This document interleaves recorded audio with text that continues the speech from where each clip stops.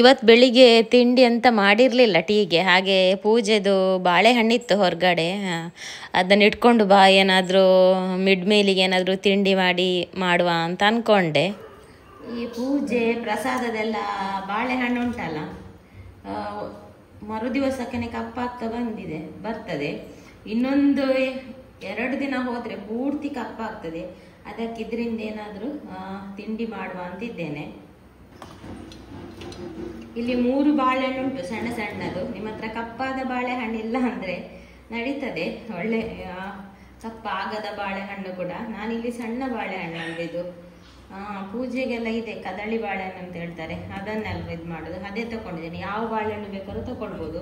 ಇಲ್ಲಿ ಸಣ್ಣ ಸಣ್ಣದಲ್ಲ, ಹಾಗಾಗಿ 3 ಉಂಟು. ಬೇರೆ ಬಾಳೆಹಣ್ಣಾದರೆ ನಾನು ಇವತ್ತು ಮಾಡುವ ಕ್ವಾಂಟಿಟಿಗೆ ಒಂದು 2 ಸಾಕು, ದೊಡ್ಡದಾದರೆ. ಇದನ್ನು ಚೆನ್ನಾಗಿ ಮ್ಯಾಶ್ ಮಾಡ್ಕೊಳ್ಬೇಕು. 2 ಬಾಳೆಹಣ್ಣಿಗೆ 1 ಕಪ್ ಅಷ್ಟು ಅಕ್ಕಿ ಹಿಟ್ಟು, 1/4 ಕಪ್ ಅಷ್ಟು ರವೆ, ಹಾಗೆ ಒಂದು ಅರ್ಧ ಕಪ್ ಅಷ್ಟು ಬೆಲ್ಲ, ಸ್ವಲ್ಪ ಚಿಟಿಕೆಯಷ್ಟು ಉಪ್ಪು, 1/4 ಕಪ್ ಅಷ್ಟು ಮೊಸರು. ಇದೆಲ್ಲವನ್ನು ಚೆನ್ನಾಗಿ ಮಿಕ್ಸ್ ಮಾಡುವ.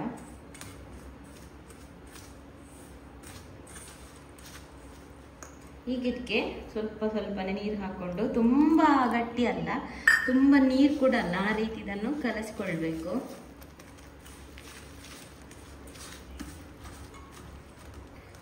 ಈ ಹದಕ್ಕೆ ಕಲಸ್ಕೊಂಡು, ಇಷ್ಟು ದಪ್ಪವಾಗಿ ಕಲಸ್ಕೊಂಡು ಇದನ್ನೊಂದು 1/2 ಅವರ್, ಅರ್ಧ ಗಂಟೆ ಇಡುವ. ಈಗ ಒಂದು 30 ನಿಮಿಷದ ನಂತರ ಒಂದು ಸ್ವಲ್ಪ ಏಲಕ್ಕಿ ಹುಡಿ, ಹಾಗೇನೆ ಸ್ವಲ್ಪ ಚಿಟಿಕೆಯಷ್ಟು ಸೋಡಾ,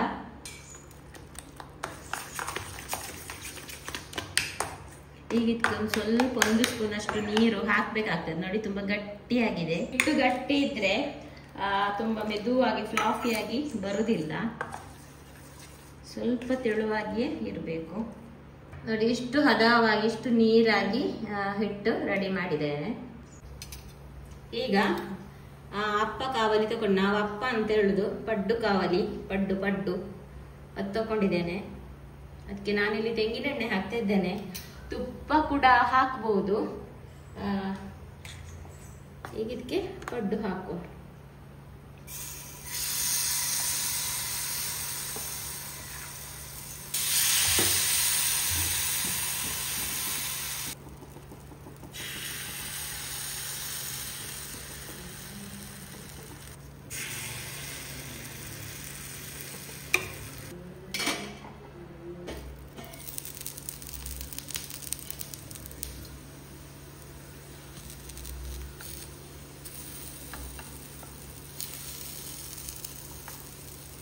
ಒಂದು ಸೈಡ್ ಫ್ರೈ ಆದ ನಂತರ ಎಲ್ಲವನ್ನು ಟರ್ನ್ ಮಾಡಿ ಹಾಕುವ.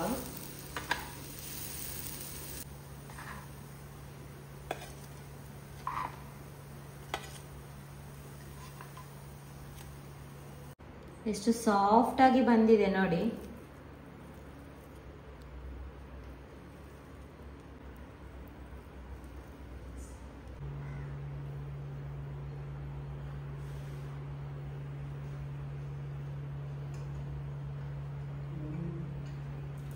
ಸೂಪರ್ ಸಿಹಿ. ಇನ್ನು ತೆಂಗಿನ ತುರಿ ಹಾಕ್ಬೇಕಿತ್ತು ಮಧ್ಯ ಮಧ್ಯ.